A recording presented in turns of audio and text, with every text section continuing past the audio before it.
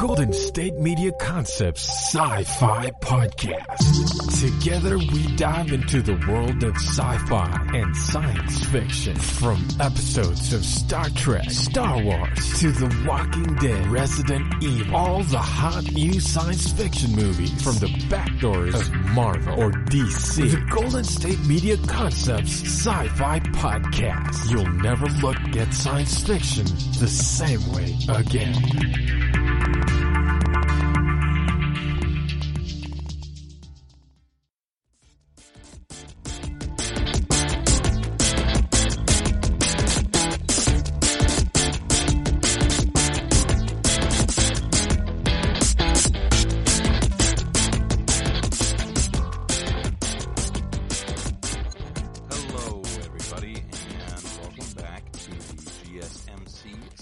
Podcast brought to you by the GSMC Podcast Network. I am your host, Keith. Normally I'll say my name, my full name, and then I'll say, I don't know if I should have told you that. So we're just going to stop at just my first name this week. So it is our Sunday episode, and as of last week, we did our first part of discussion on the book Hyperion. This is going to be the second part of that discussion. From this point on, for these particular podcasts, I'm just going to assume that you are also listening to or reading the book. So just be aware of that. The discussion that we had last week focused a lot on the ideas of existentialism, specifically around very Nietzschean commentary on religion itself, that being that religion represents this form of nihilism because the presence of an afterlife negates the importance of your current life. And those were some pretty prominent themes in the first, or I guess it's the second chapter of the book technically, but it's the first telling of a story in the book. So the book, just a quick overview, is kind of broken down into, I think, 7 different standalone kind of short stories, though each one could almost be like a small book in itself. It's kind of like 7 little novellas, if I'm being honest, or at least 7, because there's 7 people in the party who are going to tell their story, hopefully, before they meet their end or before they go to meet the Shrike and other things get in the way of them doing so. The Shrike, just as a quick reminder, is kind of like this deity-like creature that seems to exist outside of the parameters of normal existence. So individuals who interact with it basically kind of feel like they've interacted with God. There's a whole religious system that I am very curious about that is presented a little bit more in this second tale, but I think third chapter, again, I'm not totally sure. So the chapter opens up with us just having finished the tale of Father Hoyt, who was told, and that tale was told from the perspective of Father DeRay. And then Hoyt kind of tells the consul, who is kind of our main character, it seems like, about the truth of that situation. And so we open up the chapter with the party reaching Hyperion. And the first part of the chapter is kind of exposition to contribute to the meta-narrative of the story. Because one of the interesting things that Simmons does with this book is that he has these small short stories that are from the past existing in juxtaposition with a story that is happening currently. So people are telling their stories of why they're going to see the Shrike or why they think they were selected for this pilgrimage. And there's also a whole series of events that are occurring around them as they're getting the opportunity to tell their story. So at the beginning of the chapter, they make planetfall. They make it down to Hyperion. And we find out that one of the individuals that the consulate or the consul, I can't remember if it's consul or consulate, one of the individuals who he had worked with during his 11-year tenure on Hyperion has been promoted to like the ruler of that planet, essentially. And we find out that he has imposed like martial law, so he's kind of a bit of a dictator, and that the majority of hegemon citizens who have been living on Hyperion, about, I think, 3/4 of the 3 million is what he says, 3/4 of 3 million. Interesting number there, 3. It seems like he likes to operate in 3s and 7s. So the like 3/4 of that population have basically moved into the city limits of the main city called Keats, or the Poet City. And John Keats is a poet. I believe he's the one who wrote the original Hyperion cantos. I can't remember if it was him or Blake off the top of my head, William Blake. Either way, they're both very celebrated poets, and I am more than certain that the inclusion of Keats as the name of the primary city is intentional, as more than just an allusion to like, hey, I know this famous poet.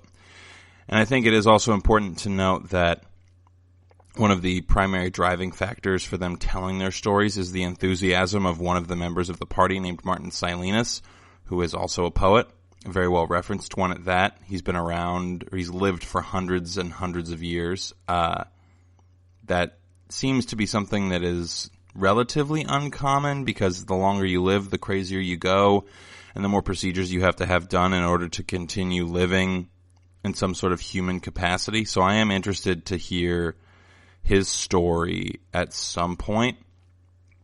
I would wager a guess that his longevity has something to do with the Shrike, if we're just putting predictions out there right now.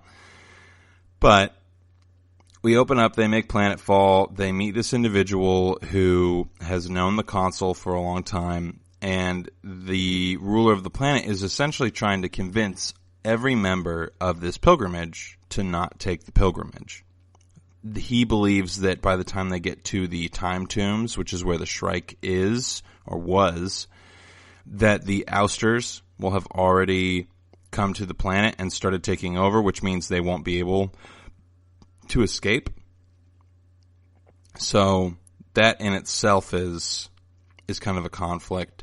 The fact that there's basically 275 million people who are all living within the confines of a very small city, in like tents and in the mud, right near the spaceport, because they are all so scared of the ousters making planetfall that they want to evacuate immediately.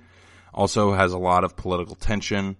And as they're traveling through Hyperion, it seems that a lot of civilization has just kind of collapsed under the weight of anxiety that is caused by an impending ouster invasion.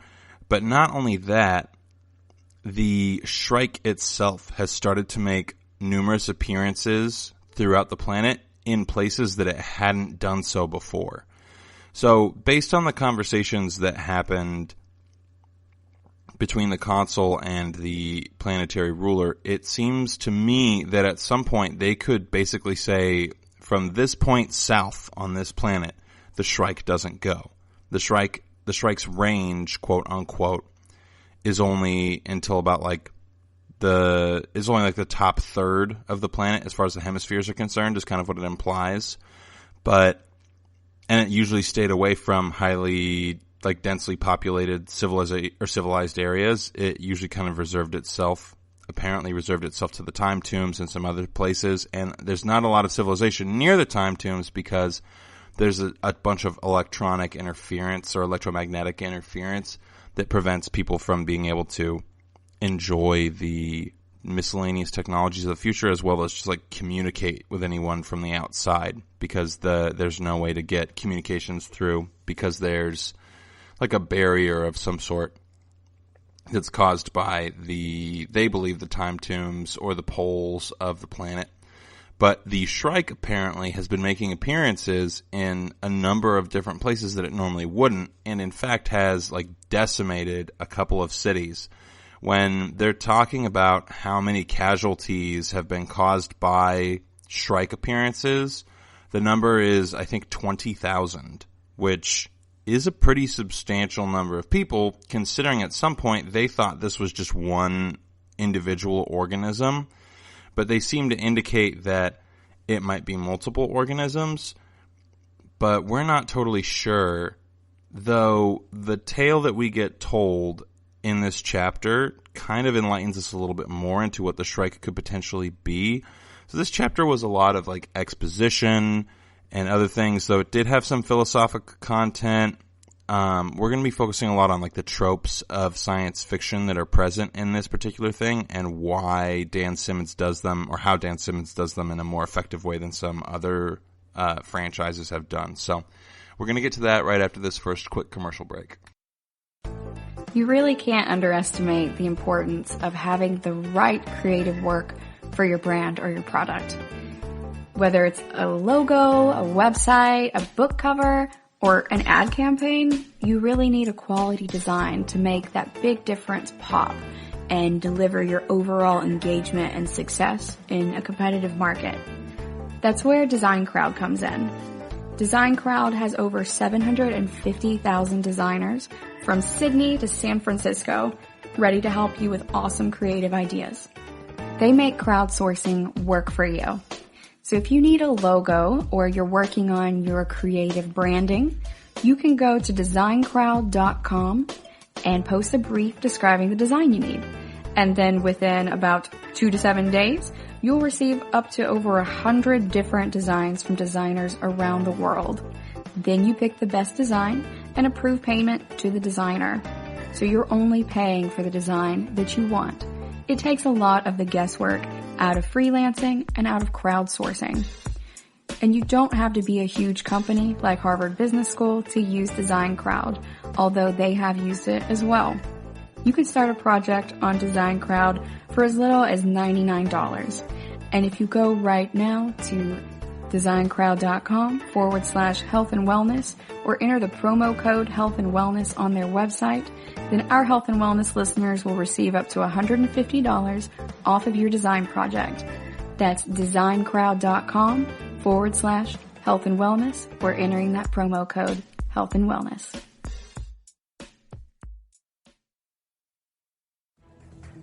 Want to find out what movies to go see? Then check out the GSMC Movie Podcast. It's your ticket to the latest movies, whether it's a new blockbuster event, romantic, comedy, or action flick. This show has got it all covered. They talk some what to go see now, don't bother, what's hot on Netflix, and everything in between. That's gsmcpodcast.com/movie-podcast. When it's all about the movies, it has to be this new show. Don't forget to like them on Facebook and follow them on Twitter. Visit gsmcpodcast.com for more info.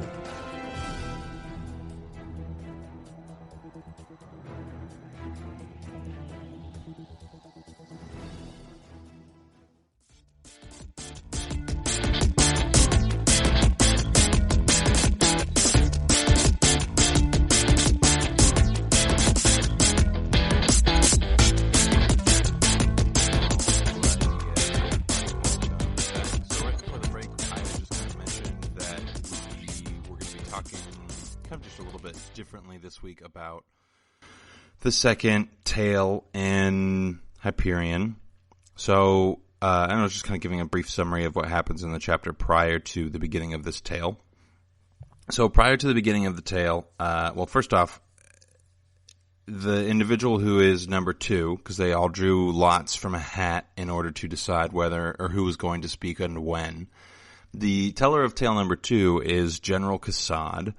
And General Cassad, I believe, originally said that he would refuse to tell his particular story. And after he told it, it kind of makes sense. Though, it does seem a little disjointed. Well, actually, it makes sense the way in which he told it. So, prior to them sitting down and telling their tales, they go to a couple of different places on Hyperion that just kind of affirm the overall level of distress and anxiety on the planet in general. Like I mentioned before, everybody is trying to evacuate, and the supreme leader of the planet is trying to convince the entire party, especially the consul, to not go on this pilgrimage because people don't usually return from pilgrimages. That's kind of the point of the pilgrimage, in a way, it seems. And he doesn't want him to die. He wants him to be around. And he's been so hopeful that the supreme leader of the planet has been so hopeful that the consul will arrive that it has been giving him the ability to kind of like make it through the last couple of weeks or months, years. I guess it's been like 14 months is what he says since he found out that the consul would be arriving. Though it's only been like a day or two for the consul because of the whole time differences when you involve space travel. Though time is a very big factor in this book in general.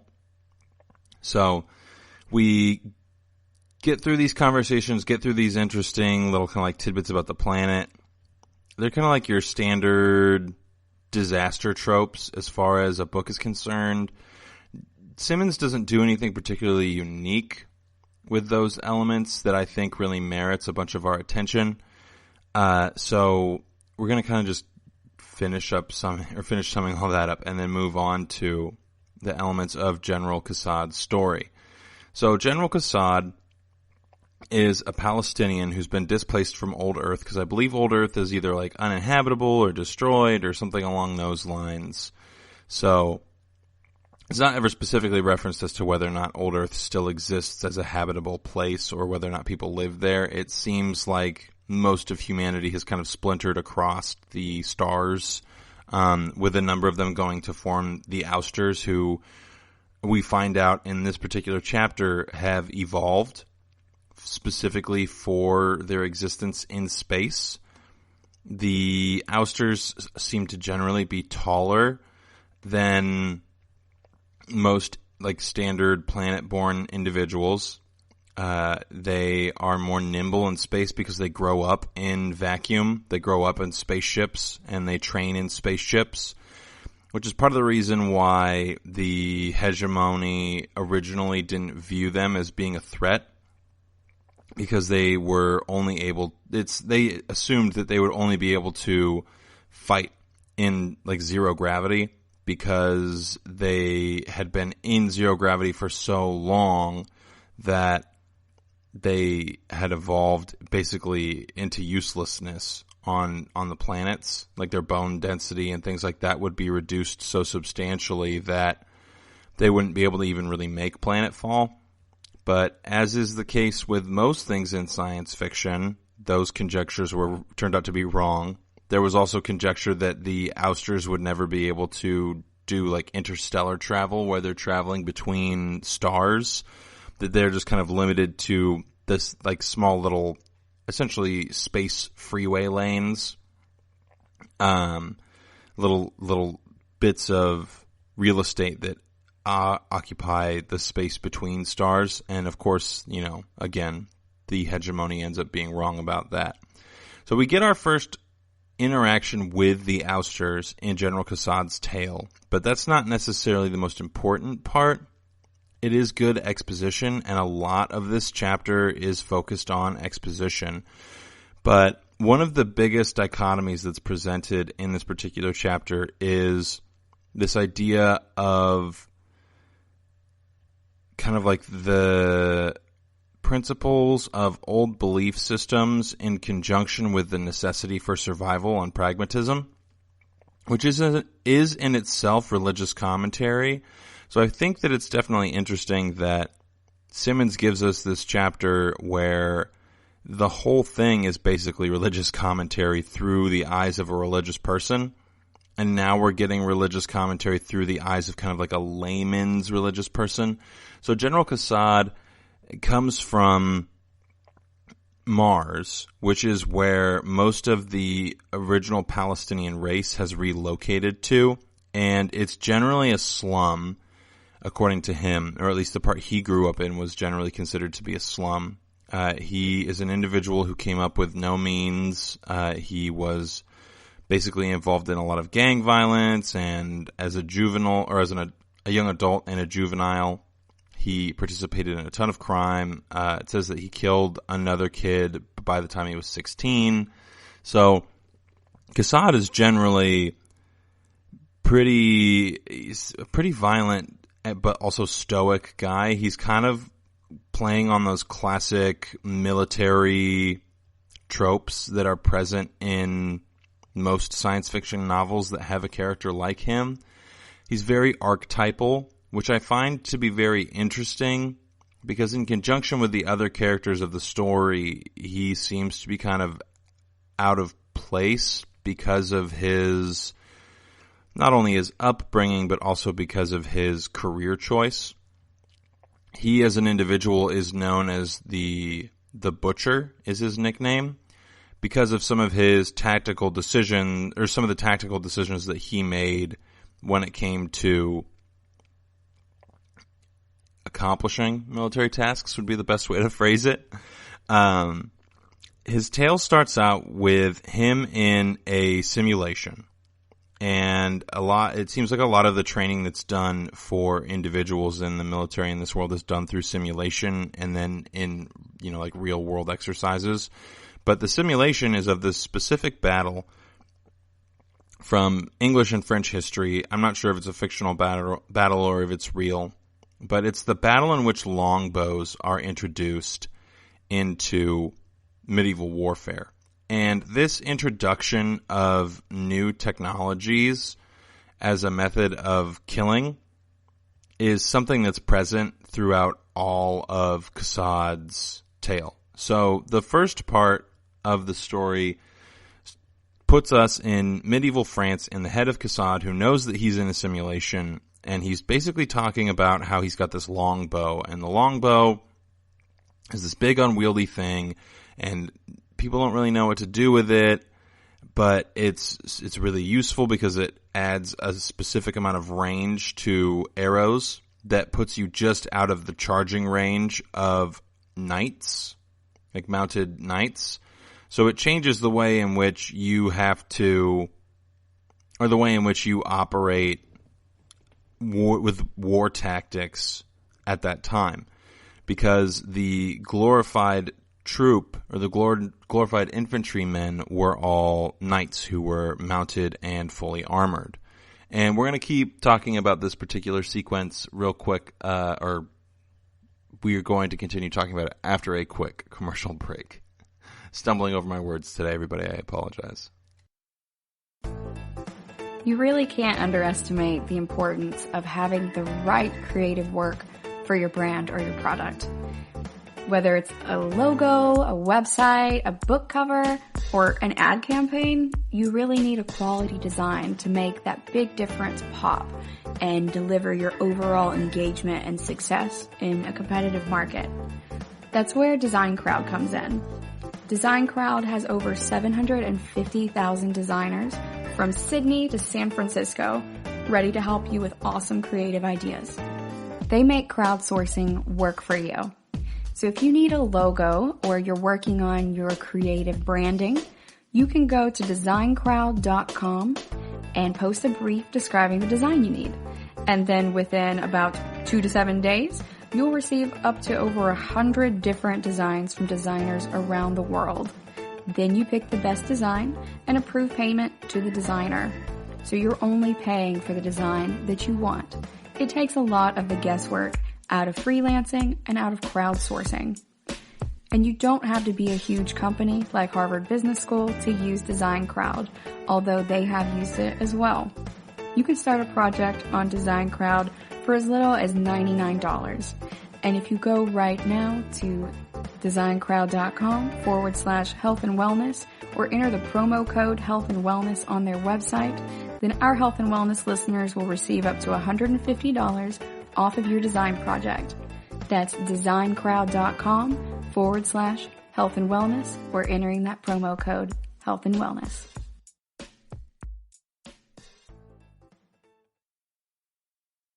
Tired of searching the vast jungle of podcasts? Now listen close and hear this out. There's a podcast network that covers just about everything that you've been searching. Hey! The Golden State Media Concepts Podcast Network is here. Nothing less than a podcast bliss with endless hours of podcast coverage. From news, sports, music, fashion, cooking, entertainment, fantasy, football, and so much more. So stop lurking around and go straight out to the Golden State Media Concepts Podcast Network. Guaranteed to fill that podcast itch. Whatever it may be. Visit us at www.gsmcpodcast.com. Follow us on Facebook and Twitter, and download us on iTunes, SoundCloud, and Google Play.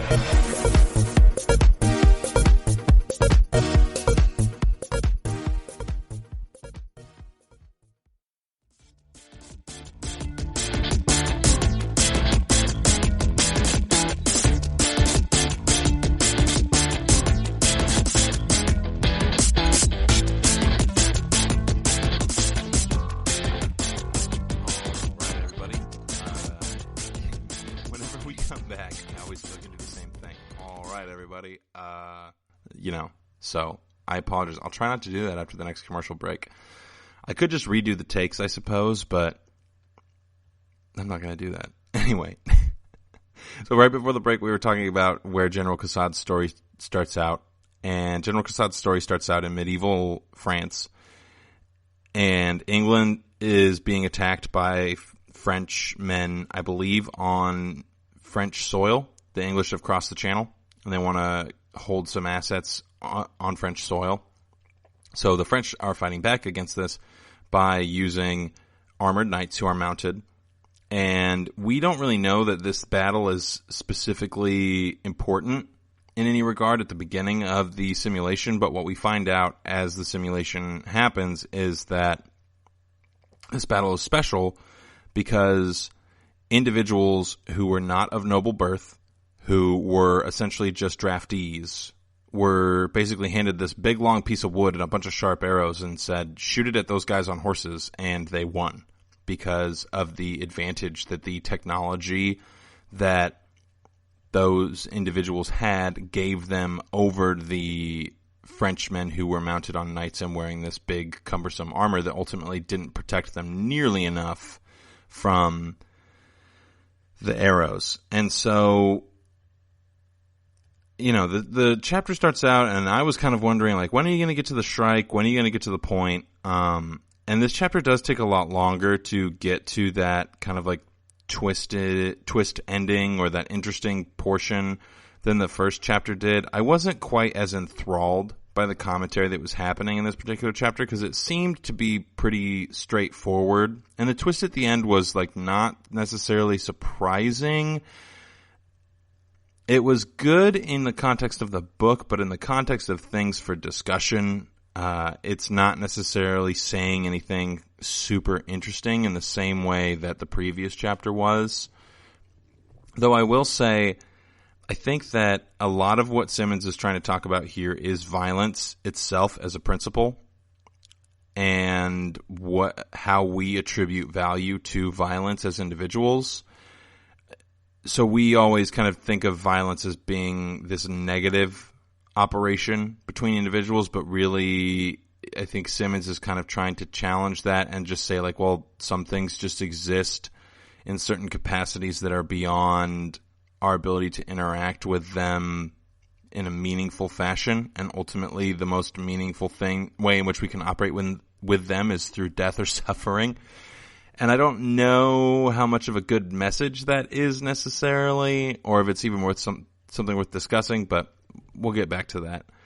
So during this simulation, Cassade runs off from everybody around him and ends up in isolation, in an isolated fight with an individual who wasn't quite killed from the arrows and ran off into the forest. And he is saved by a woman who is this like tall, beautiful woman, and she helps him to kill the knight that is about to attack him. And he makes mention of this earlier in the chapter that there are people who are killed in the simulation who end up dead because the simulation is so realistic it causes their brain to go into shock and they die because their brain believes that their body has stopped functioning in the way that it's supposed to. So there is some tension. Of course, we know that Kassad doesn't die because he's the one telling the story. So that is part of the reason why I probably felt a little bit of frustration of like, well, I know what's going to happen. Ultimately, he lives. So what's the point of all of this unnecessary tension? Just get to the Shrike.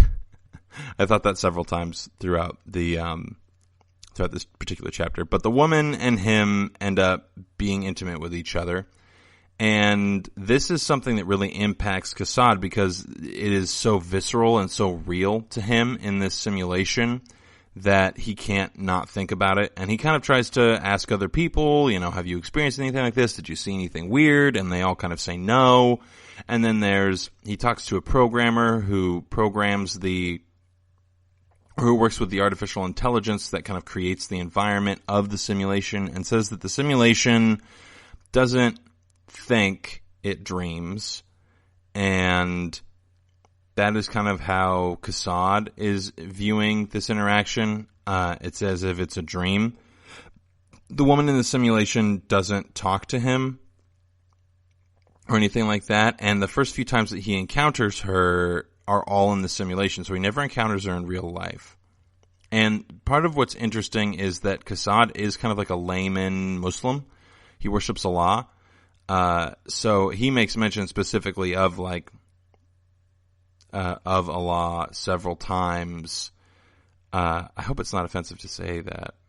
I know that there's certain things that you're not supposed to depict or say based on certain religions. Like you're not supposed to spell out the word God if you're Jewish. So I'm not totally sure. So I apologize if I'm stepping on any toes here. But he proclaims Allah's name several times, and that's kind of like his exclamation in the same way that like a Christian person might say, oh my God, he says, oh my Allah, or oh Allah. Allah. Yeah, I'm trying to make sure that I'm being respectful here, so I do apologize. And I think that it's interesting that there's mention of this specific religion because one of the main reasons that the Palestinians end up on Mars and in the situation that they're in, according to Kassad, therefore according to Simmons, is because of the constant conflict in the Middle East. And eventually the Muslim people or people who worship Islam, I don't know exactly how to refer to that belief system properly. That is something they should teach you in high school. So, if you're a high school teacher, make sure you teach your kids the difference and so they can reference these things on a podcast that they do 10 years later. But regardless, part of the reason that they ended up where they were is because of all the conflict. They end up conquering the region of, of the holy city, of Israel. They end up getting to take over the land that they believe to be sacred, but it is quickly taken away from them because of a nuclear catastrophe that I'm not sure is associated with other religious sects or if it's just something that happened to like the planet in general. There wasn't really much exposition given in that regard for that specific thing. So regardless, I think that it's interesting that Simmons is kind of saying like all of these old superstitious ways, not to say that religion is superstition, but just that religion kind of falls into that same category of like spiritual tradition type thing that is like not really concrete to reality necessarily in the same way that we might say like math or science are concrete to reality. Don't quote me on that. I'm just kind of saying there's more of an association with the idea of a superstitious belief and a religious belief than there is of like a superstition and a scientific belief. So he's basically saying that because of them holding on to all of these old things, they end up being in a situation that is worse than they would have been if they had just been pragmatic about the things around them. Though that is a theme that repeats itself several times in this particular chapter. So Kassad kind of exists in juxtaposition to that idea, where it seems like there are certain old things within him that he's holding on to because of tradition and duty, but at the same time, he is willing to relinquish those things for the sake of power. And it seems like that is kind of his struggle or his, gosh darn it, hubris. It seems that his hubris seems to be kind of like his desire for victory or his desire for power. Because, and that's especially true when we see his first military interaction. in the real, well, the military interaction that made him famous, that made him known as the Butcher, is on this specific planet, and he's told that he's not allowed to commit a bunch of civilian casualties, and that is in part because of this new system of battle principles named the New Bushido. So I'm going to talk about that right after this quick commercial break. Watching TV has changed over time. Streaming has become the new norm. That's why Golden State Media Concepts television podcast dives headfirst to the world of cord cutting. Want to be on the loop of what's hot in Netflix? Or if it's not a preference, what about original shows in Hulu? We've got you covered. Join us as we fill in the blank and talk about movies to stream and what show you should be binging. This is the Golden State Media Concepts television podcast.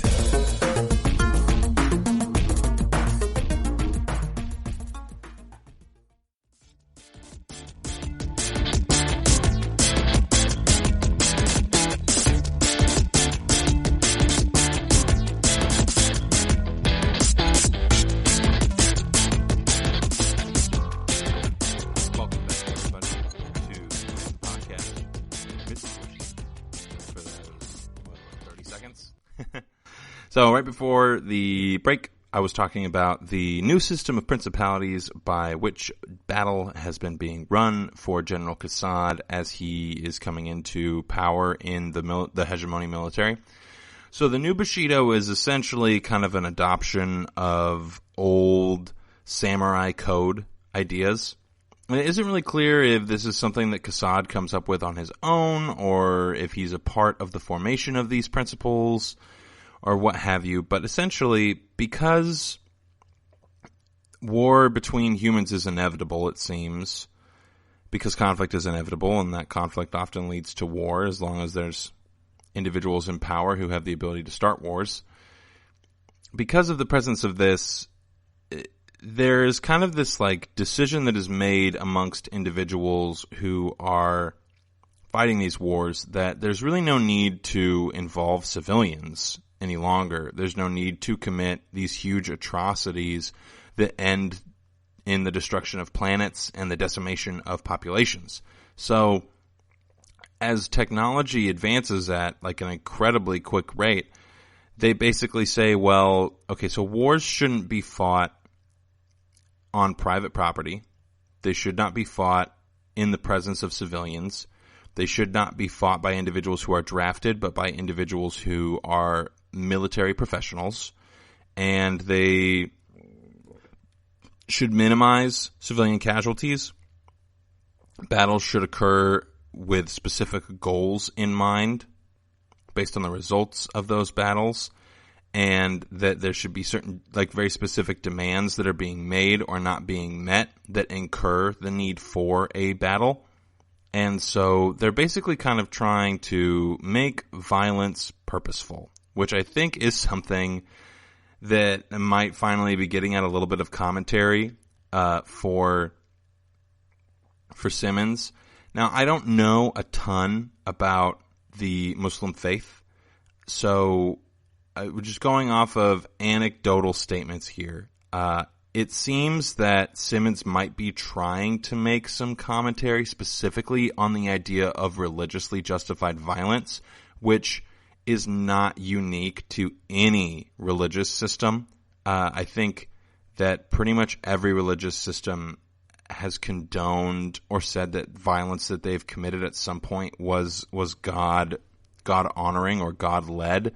I mean, look at the Crusades, something we learn about in junior high and high school. That was God-led violence. It was essentially God-led terrorism, where the British people believed that they should go back and take the Holy Land, quote unquote, because God had a vested interest in their possession of the Holy Land, which is, you know, you can't even prove that most religious systems have claim to a particular part of land, regardless of what archaeological finds you discover there, because you don't know how those things got there. You weren't there. Anyway, we're not getting into that whole thing. Simmons is kind of getting into that whole thing where he's basically trying to find a reason by which violence can be made into something that can be controlled.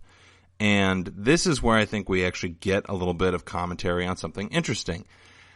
Because Kassad's interaction with violence is similar, or is calculated and precise. He is very clear that he comes up with a plan whenever he goes into any conflict. The conflict that got him nicknamed the Butcher of... I can't remember the name of the planet off the top of my head. I really apologize. That's like the fourth time I've said that statement. I can't remember this off the top of my head. I promise. I read the chapter. So, but he is nicknamed the Butcher, and it's because he is very specific in his plan, and he executes it specifically to a T in a way that solicits results. And he kind of adds violence to his tool belt as a thing that he's okay with using, because he believes it. To me, it would seem that he believes he has some semblance of mastery over the idea of violence. So, because he garners a lot of fame, eventually there are attempts made on his life, and one of them is pretty much successful.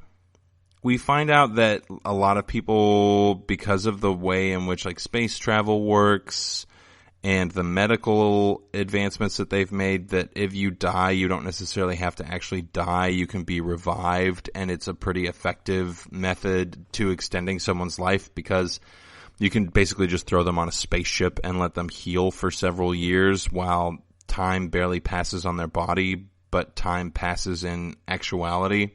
So, again, the relationship with time in this particular book is very loose, is the best way best word I have to describe it. So, Kassad is trying to add violence as a tool to his tool belt, but there's interactions with this woman, the one who shows up in multiple simulations, and every time he sees her, they are intimate with each other. She shows up for the first battle in a concrete form, for the first time that he has ever interacted with her in a concrete form. And it's not a dream, but she doesn't stay for very long. She basically stays long enough for them to be intimate with each other and then leave. But in these moments of intimacy that he has with her, he basically loses control of himself. And he just kind of like submits to the ecstasy of intimacy between him and this woman. And he doesn't have that same interaction with the idea of violence. And I think that some of the commentary that Simmons might be making here is that individuals who are born and bred in violence will act as if violence is a part of their tool belt. It's one of the things that they can use to manipulate the world around them, because they believe that they have power over the idea of violence.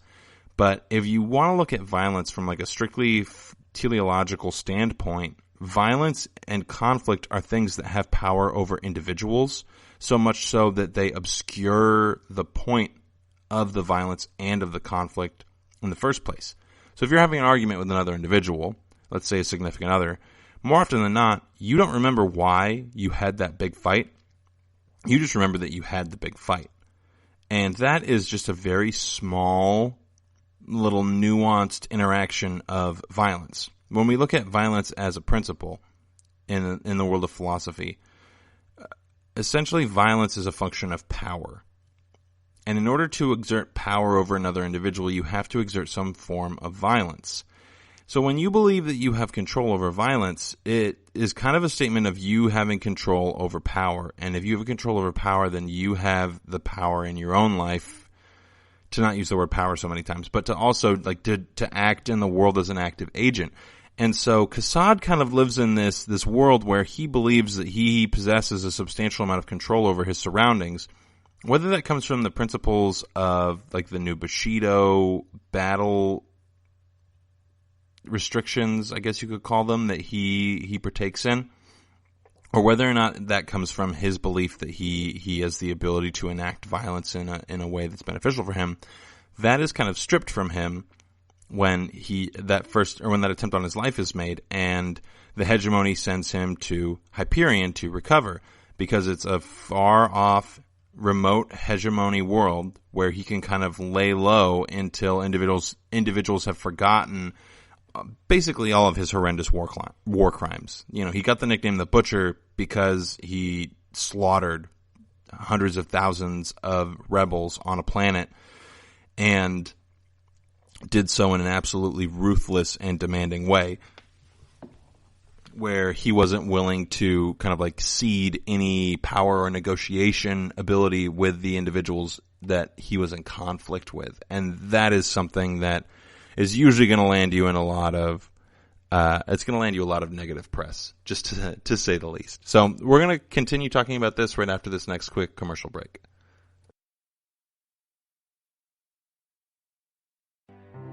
The GSMC Life and Happiness podcast takes you on a journey of exploration. We'll discuss tried and true methods alongside the latest trends of how to best live your life to its fullest and happiest. From psychology to meditation, science to self-help books, the GSMC Life and Happiness podcast will help you to discover what makes you happy and how you can live life being the best you possible. Download the GSMC Life and Happiness podcast on iTunes, Stitcher, SoundCloud, Google Play, or anywhere you find podcasts. Just type GSMC in the search bar.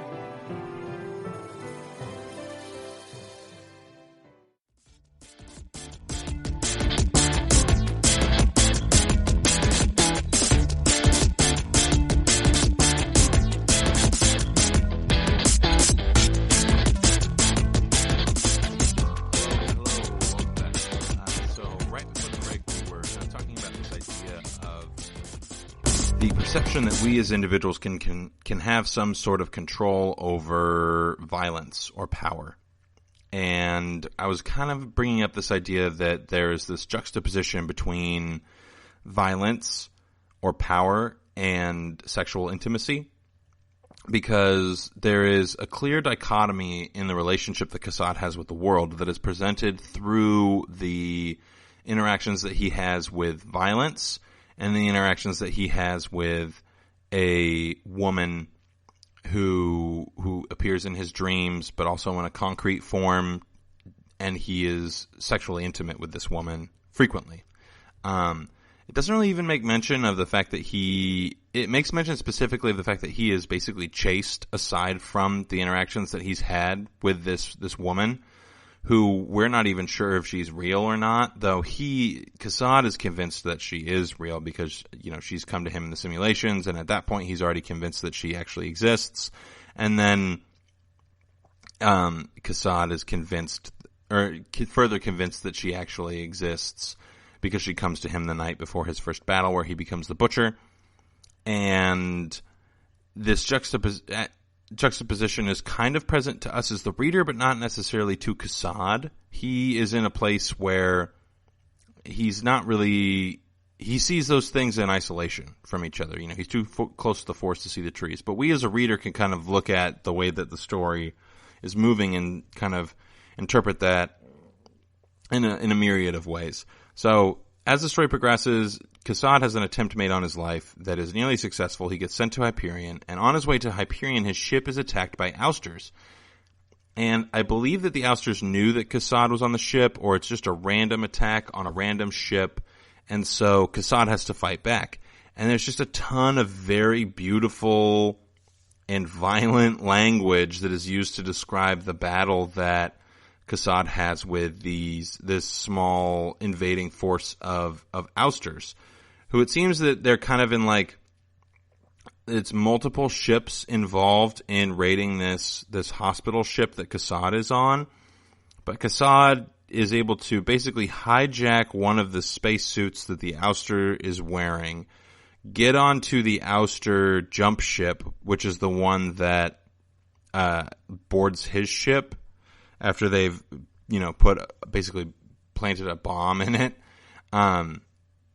They get on his ship. That he's not sure if they're trying to take hostages. There's not really a bunch of description as to their motives. The ousters seem to just kind of exist as a function of violence in the universe. They don't really seem to have a ton of agency or purpose necessarily in the way that they interact with other individuals, especially main characters. So because of this, their motives aren't necessarily important. Kassad's motives, however, are, and he's driven by the need to survive. So he does these things that are, he kind of has like a heinous disregard for death, and that's made pretty clear, all for the sake of surviving. So he gets onto this ship, and we finally get to Hyperion, and this is towards the very, very end of the chapter.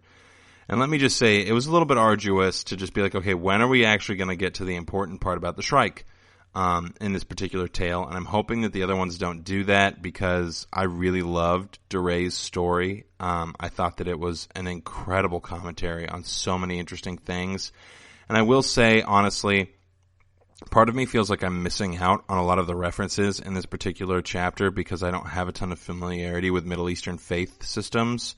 So if you do have familiarity with those things and you notice anything, feel free to leave it in the comments. I would love to hear what it is that I'm missing in my particular experience, or if I'm just trying to attribute meaning to something that ultimately doesn't need to have that much meaning attributed to it. I have been known to do that. So regardless, he makes it to the surface of the planet and crashes and finds himself once again in the care of this woman who has been appearing to him in dreams. And now that he's on Hyperion, she finally talks to him, and she tells him her name. Her name is Meleta, and she lives around or near the Shrike and the Time Tombs.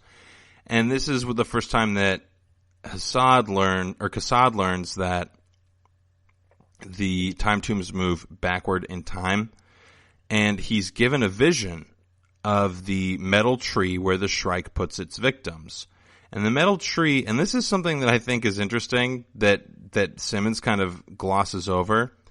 Every aspect of the Shrike seems to move outside of time, kind of in the same way that, like, a god might, which again, we're not really clear. The Shrike seems to be able to appear to, we'll get there. So on the tree, this spiky metal tree, are the bodies of victims. And what we find out at the end of the chapter is that Kassad saw bodies of individuals who are in the party with him on that tree. But because of the way in which the tree and the time tombs move through time, what Kassad is seeing and interacting with is in the future. His current, but the future of the planet, the future of the time tomb, and the future specifically of Meleta, who was interacting with him throughout the galaxy as if he was there with her on Hyperion, because her future was inevitable with him. They would inevitably meet. They would inevitably be intimate with each other. And so she has been appearing to him because their meeting is inevitable and unavoidable. And this is, of course, you bring up the idea of like fatalism and stuff like that. Regardless, I don't think that's necessarily super important to this particular aspect of the story. So we meet Meleta, and we find out that the ousters have followed Kassad to the planet of Hyperion in order to enact their revenge on him for killing a bunch of their men and then stealing one of their ships and then landing on Hyperion. And Kassad, of course, is intimate with this woman prior to the ousters coming to find him. But then he is found by the ousters. It doesn't exactly say where, just like somewhere in the middle of this place where he's crash landed. And the Shrike appears to him and Meleta and basically gives him, I don't want to call him superpowers, but he can change the speed at which time moves by kind of like altering his perception or viewpoint. Like the idea of blinking to make time go faster or slower seems to be pretty present. And because he moves so quickly, he basically can kill the ousters with his bare hands. And so we enter into this like long montage of Meleta and Kassad fighting the ousters barehanded and just with this weird force field that prevents them from getting any harm or blood on them because they're both naked. And we hear the conflict in Kassad's head of how the unfair advantage of being able to manipulate time makes it so that he's not fighting according to the new Bushido, but if he doesn't fight, then he will die. And I think that is the point at which Kassad realizes that he doesn't have power over violence. And there's some more conclusions that are drawn along similar lines, but we'll finish that up right after this next quick commercial break.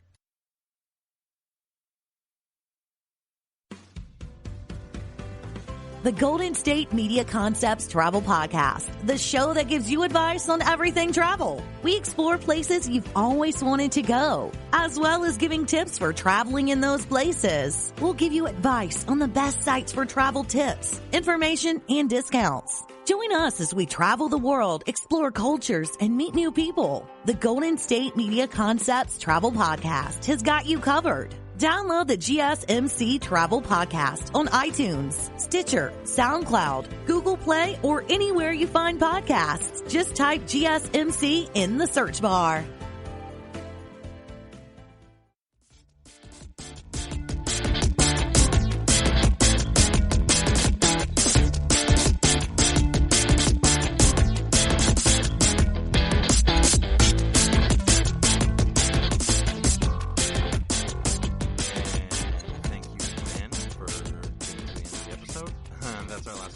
So we're just going to kind of finish up our discussion here about the ideas of violence and the power that violence has over individuals and things like that. So, yeah, I know I said I was going to make mention of all of the tropes from science fiction that are present in this particular story, but I guess I did get kind of caught up in the discussion otherwise. So I do apologize.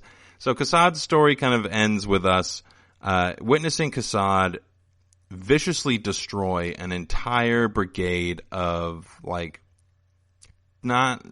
technologically advanced weaponry and ouster individuals who are effective in combat. And Kassad has nothing available to him that would indicate, or that has given him any training, or he doesn't have any familiarity with using any of the weapons and things like that are available to him. He just has this advantage, or this ability to kind of manipulate his interaction with things in time. And Meleta has the same interaction, and the Shrike has that same ability, but on an even greater scale. And so Kassad is fighting all of these ousters, and he's watching the Shrike just basically kind of teleport Goku style, where he's just in one place and then instantaneously is in another place. So it's almost borderline simultaneously in multiple places at multiple times, which is an indication that it's indicated that the Shrike is capable of doing this earlier on in the chapter when they're talking about how it's appearing in all these random places, and they're basically saying well, there's almost no time elapsed, so they're thinking that there might be multiple Shrikes, but really it just seems like the Shrike, in the same way that the time tombs interact with time backwards, the Shrike interacts with time in a different capacity. And that is part of the reason why I'm super interested in the religious ideas surrounding the Shrike. The other reason I'm super interested in the religious ideas surrounding Shrike is the twist at the end of this chapter, which is kind of bonkers. So what we find out is that, and I'm not going to give a super specific because just in case you haven't gotten to the end of it, I don't want to ruin it for you completely. But what we find out is that Meleta is very involved with the Shrike, and the interactions that the Shrike has with the world. We basically see that Kassad's future, the thing that Kassad is going through in that moment, represents both a concurrent thing that is happening in that moment, but also a future interaction that he has yet to have. So he's interacting with Meleta's future and Meleta's current and his future. It's very confusing. It's kind of, I talked about the movie Arrival, and how that once you linguistically can rid yourself of the idea of temporality, of when, and basically of when, that you can interact outside of when, and you interact cyclically with things around you. And so there's some implication that that is basically what is happening to Kassad and Meleta. And so that provides a ton of confusion, but we are able to kind of draw the conclusion that what Kassad experienced hasn't happened yet, or still when he's found, he is found naked and totally unscathed amongst a bunch of, like, I think they say that there were ouster bodies and things nearby. I don't remember exactly. I was too busy being rocked to my core by the twist at the end of this particular chapter, which again, I'm not going to spoil just in case you either aren't reading the book and you're just kind of going off of my summaries and enjoy the analysis, or if you are reading it and you haven't gotten there yet. But basically, Meleta's involvement with the Shrike and her ability to interact with time in the same way that or in a similar way to what the Shrike does, and her ability to appear in simulations and appear in person in some capacity to Kassad across the galaxies is something that I find to be very interesting. And if nothing else, what this chapter does is it basically says violence and sex are the same thing. They're both functions of power.